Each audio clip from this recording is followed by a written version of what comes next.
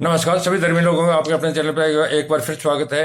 ये क्रिसमस सप्ताह चल रहा है, बहुत पवित्र महीना है और इसी पवित्र महीने के उपलक्ष्य में मैं आप लोगों के साथ लगातार बाइबल के अन्य वचनों पर चलता रहूंगा जो ईसा के सेवा कार्यों से ही संबंधित है कि ईसा ने कितने महान सेवा कार्य किए और उसका संसार में आने का उद्देश्य क्या था और उसके रिश्तेदारों से भी क्या संबंध थे, रिश्तेदार कौन थे उसके।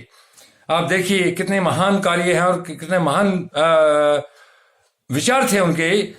यह एक परमात्मा का पुत्र जो स्वर्ग से आता है, वो स्वर्ग की बात करता है और स्वर्ग से जो आया है वही यह कार्य कर सकता है। जो धरती पर रहता है और धरती से आता है वो धरती की बात करता है। तो हम लोग तो धरती से हैं, लेकिन ईसा जो थे स्वर्ग से आए थे और स्वर्ग को चले गए और स्वर्ग के राज्य के अधिकारी हैं जो परमात्मा के पास में विराजमान है आज भी और हमारी भी देखभाल कर रहे हैं।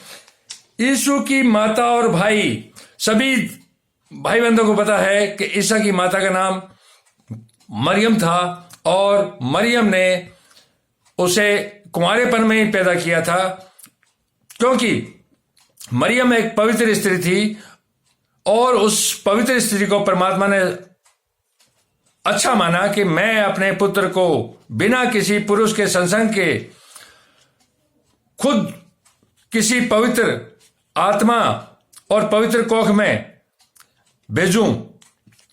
तो यह परमात्मा का आदेश था कि एक स्त्री जो कुंवारी है वो मां बनी, लेकिन वो पवित्र थी, वो किसी कभी पुरुष के संपर्क में नहीं आई।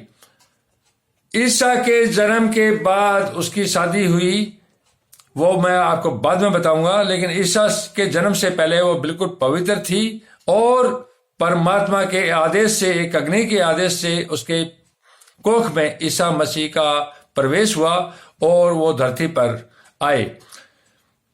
यही एक तरीका था जो परमात्मा ने बनाया है।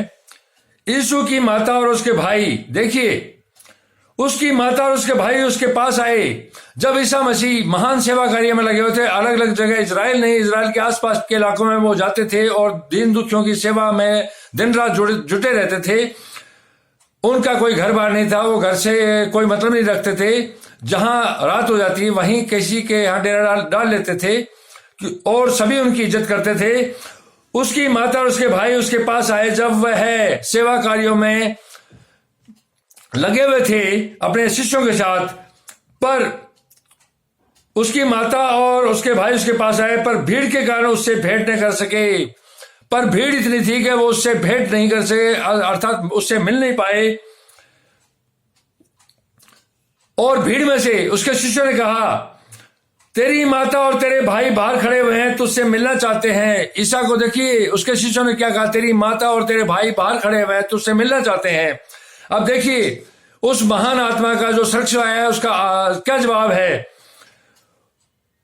उसने इसके उत्तर में उनसे कहा, मेरी माता और मेरे भाई यही है जो परमेश्वर का वचन सुनते और मानते हैं। जब ईसा को उसके शिष्यों ने कहा कि तेरी माता और तेरे भाई बाहर खड़े हुए हैं, तुझसे मिलना चाहते हैं, तो ईसा ने उनसे कहा, मेरी माता और मेरे भाई यही हैं जो परमेश्वर का वचन सुनते और उसको मानते हैं। आप देखिए कि ईसा के कितने महान विचार थे। वह संसार की माता थी और संसार के भाई थे, लेकिन वह ईसा जो परमात्मा का पुत्र है, स्वर्ग से आया था और स्वर्ग की बात करता था, वह एक व्यवस्था को स्थापित करने के लिए आया था। उसके बाद इतना समय नहीं था, वो पैदा होते ही विशेष काम में लग गया था कि उसको पता था कि मेरे पास सीमित समय है। 33 साल की उम्र में तो उसको क्रूस पर लटका ही दिया गया था। उससे पहले उसको इतने सारे महान कार्य करने थे जिसके कारण आज पूरी धरती के लोग उसकी पूजा करते हैं, उसको मानते हैं, उसको सर माथे पर रखते हैं और उसके पुनरागमन का इंतजार आज भी कर रहे हैं और आगे तक करते रहेंगे। तो जब उनके शिष्यों को जवाब, इसका मतलब ये नहीं है कि वो अपनी माता की इज्जत नहीं करता था। तो जो धरती की माता थी उसकी इज्जत करता, अपने भाइयों की इज्जत करता था, लेकिन वह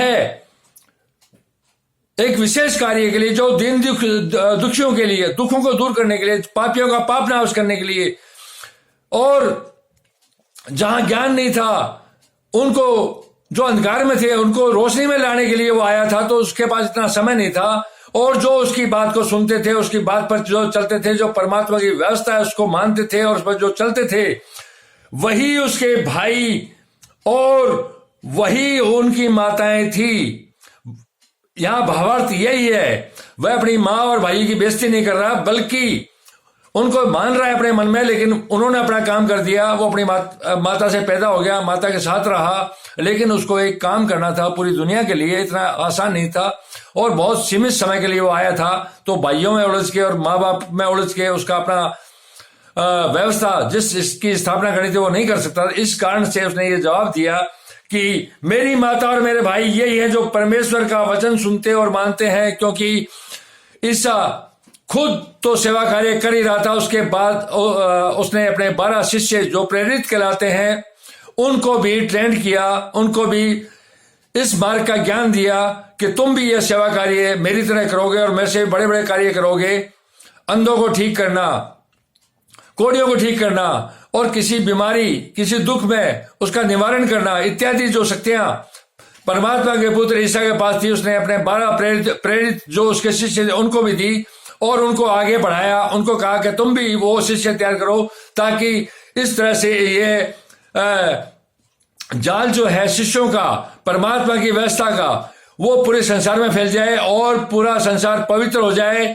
पवित्र परमेश्वर का पवित्र पुत्र पवित्रता ही चाहता था। इसी पवित्रता को स्थापित करने के लिए वो धरती पर आया और उसको हमने क्रूस पर लटका दिया। वह एक मजदूर के रूप में आया था कि मैं एक मजदूर हूं।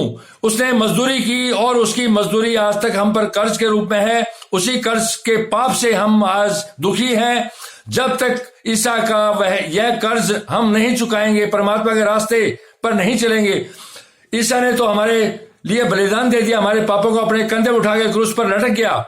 उसने आखिरी टाइम में यह भी कहा था क्रूस पर लटका, तो लो मेरा मांस खाओ और मेरा खून पियो। आज भी हम उसका खून पी रहे हैं और मांस खा रहे हैं। अगर हम गलत रास्ते पर चल रहे हैं तो उसका मतलब ये था। और आज मैं खुद कह रहा हूं कि आज पूरा संसार, अधिकांश लोग पाप के रास्ते और बुरे रास्ते पर चल रहे हैं।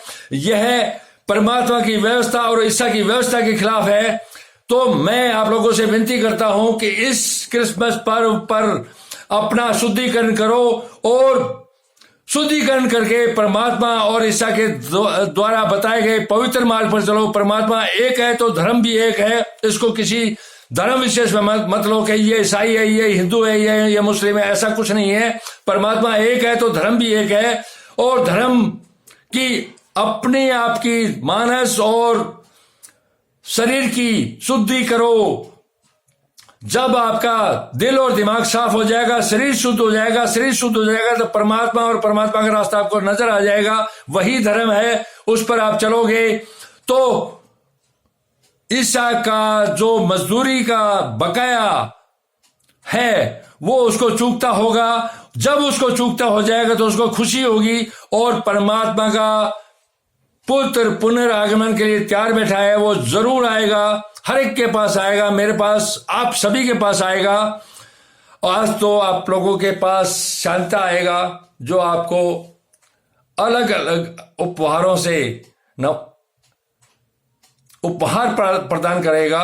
आज की रात खुशी की रात है। शांता एक संत था जो ईसा के बाद बहुत से कार्य किए। उसने अपना जीवन समर्पित कर दिया कि दुनिया खुश रहे और कैसे खुश रहे। तो आज की रात शांता के लिए है रात। उसको हाथ जोड़ के प्रार्थना करें कि हमें दे, वो सब कुछ देगा आपको। धन्यवाद, शुभ रात्रि, कल फिर मिलेंगे।